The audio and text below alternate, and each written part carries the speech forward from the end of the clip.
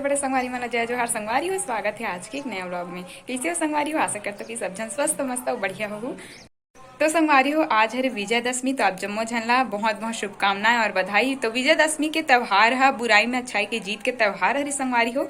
तो आप मन भी इस बार के विजयदशमी में अपन अंदर के एक एक बुराई के त्याग करो।